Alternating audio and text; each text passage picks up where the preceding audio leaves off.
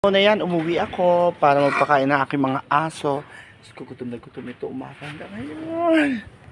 So, ang kakainin nila ay bumili ako ng isang CDO Century Tuna. At ito, yan, para makatipid-tipid. So, 10 piso po ang isa niyan. Yan. 10 piso ang isa ng Adidas. Yun. So, ano pang gusto nila? Huwag kayong makulit. Ayan, pupunta lang ako dito para magpakain sa inyo. Talaga naman. Gutom ang pusa. Pusa at aso. Sa gabi nga po ako na-uwi dito kaya wala pa nagpapakain. At talaga naman.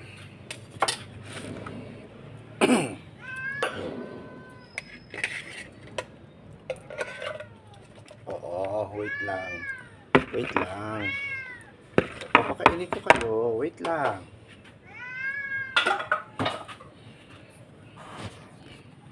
So, yan po ang pagkain nila.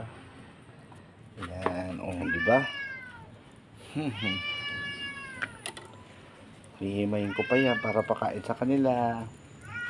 Nawala po yung isa pong dilaw na sa halagang 100 pesos may pagkain ng mga pusa at aso ko. Siyempre para mas maganda gaganon ko po siya lalamasin, kasi kung hindi po ay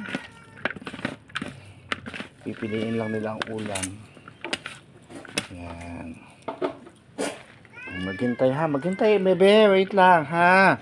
Yung isa, bebe, ito pa. Ito ang dalawa. Anak, dalawa sa iyo, bibi. At ito po, natitira ko pagkain ay sa dalawang ito. So, yan po.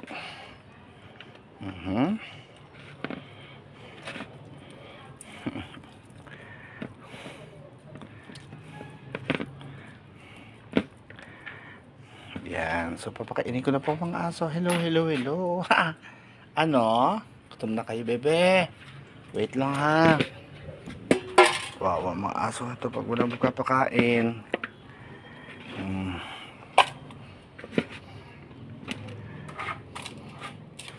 Anak, ito iyo, ha.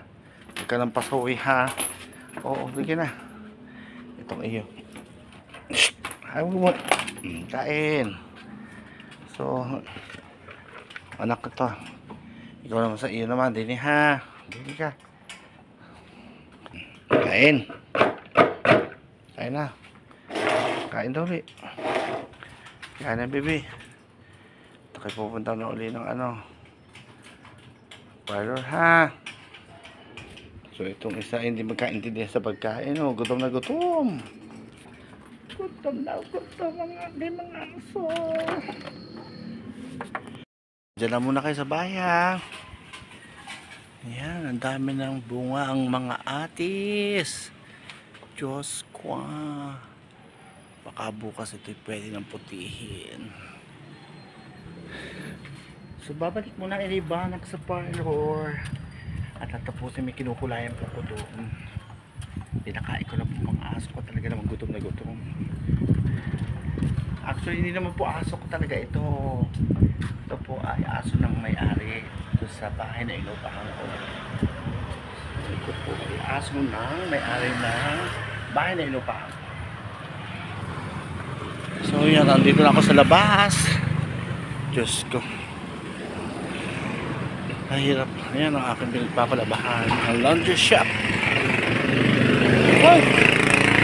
Lalakad ako ni Ibanak. Ayan, naglalakad lang ni Ibanak. Pupunta ulit sa aking trabaho. Ay, Diyos ko.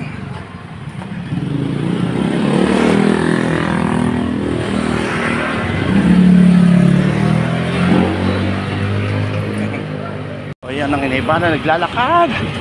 Hapon na naman. Sige. Binibilis ang ko na. Meron akong customer. Kinukulayan. So yan. Niliban ako. Pawisan ng mga inubanak. Medyo malayo po kasi ito sa pinagtatrabahoan ko. Diyos ko, pawisan.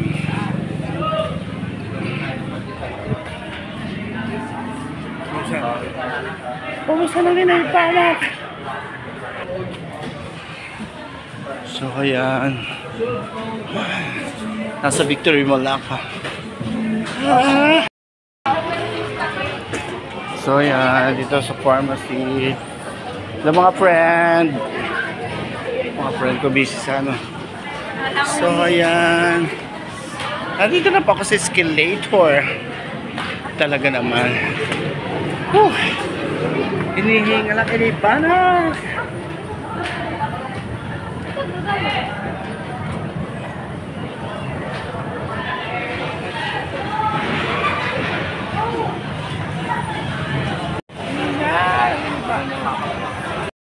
Pag-uwi ko lang ng parlor, bibili akong prutas. Yes!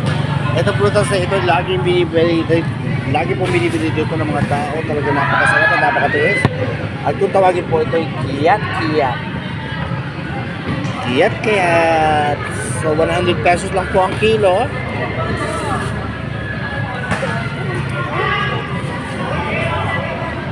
Kaya, napakasarap. At talagang ako hindi maganda ang pakilasa. Ate. Yeah, so, ate. Ayan, 1 kilo po.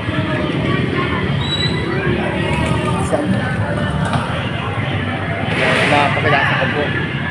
Gusto ko yung medyo maasim-asim. So, 1 kilo na po. So, yan. Hagod na yung libanang. Ate, ito ang bayad. Thank you po. So, yan. 1 kilo. At syempre, bago umuwi, manonood muna ako ng volleyball. So, yung mga... So, dito po sa Tanawan ay lagi po may volleyball ng ating mga kapatid. Ang aking mga kapatid.